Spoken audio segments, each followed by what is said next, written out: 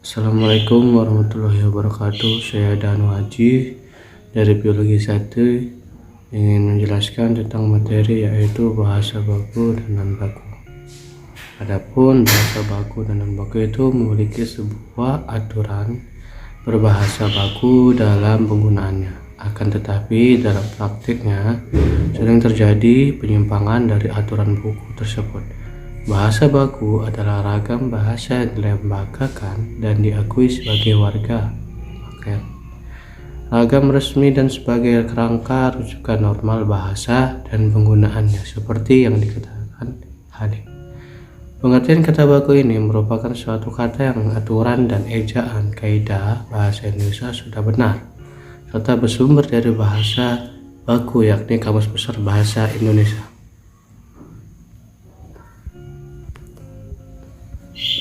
Kata-kata yang menyimpang disebut kata non-baku atau tidak baku. Hal ini terjadi salah satunya disebabkan oleh faktor lingkungan. Maksudnya adalah masing-masing daerah terkadang menggunakan dialek yang berbeda meski bahasa yang digunakan sama yakni bahasa Indonesia. Kemudian saya akan menyebutkan ciri-ciri dari bahasa baku.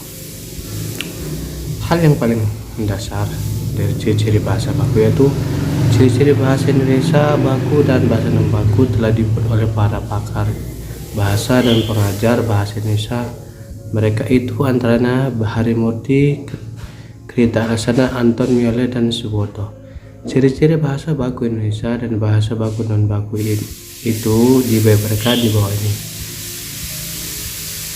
Ciri-ciri bahasa baku sebagai berikut. Pelafalan sebagai bahasa fonologi. Bahasa Indonesia baku adalah pelafal yang relatif bebas dari atau sedikit diwarnai bahasa daerah atau misalnya contohnya atap jadi atap karena penggunaan kata yang berbeda. Kemudian kalau jika masuk dalam bahasa daerah menjadi kalau. Kemudian selanjutnya 2. Bentuk kata yang berawalan me dan ber dan lain. Sebagai bahasa morfologi, bahasa Indonesia baku ditulis atau diucapkan secara jelas dan tetap di dalam kata. Misalnya, banjir menyerang kampung yang banyak penduduk itu.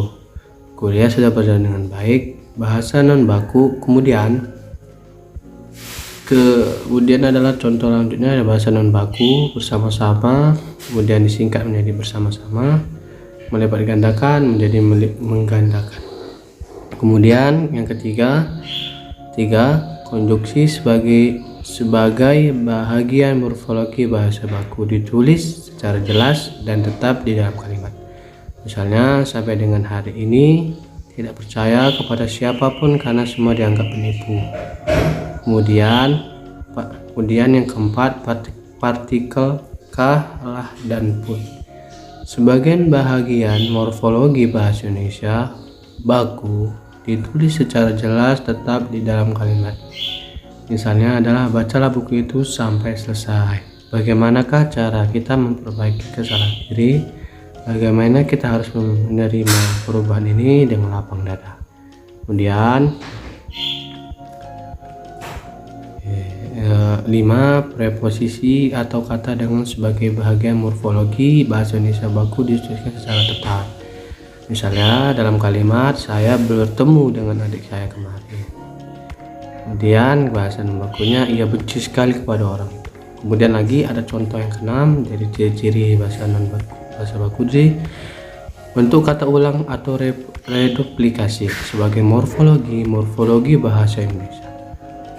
Ditulis secara jelas dan tetap sesuai dengan fungsi dan tetap di dalam kalimat. Mereka itu harus diawasi setiap hari. Contohnya, semua negara melaksanakan pembangunan. Satu titik pertemuan harus dapat dihasilkan dalam masyarakat itu. Kemudian yang terakhir, kemudian ketujuh, kata ganti atau polaritas tutur sapa sebagai bahagian morfologi bahasa Indonesia. Dituliskan contohnya saya, Anda bisa bekerja sama di dalam kerjaan ini, atau engkau sama-sama berkepentingan tentang problem. Saya, saudara memang harus bisa berpergian sama.